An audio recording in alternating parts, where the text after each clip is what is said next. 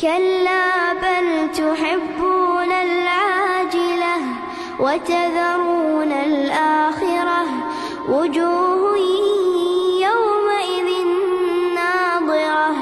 إلى ربها ناظرة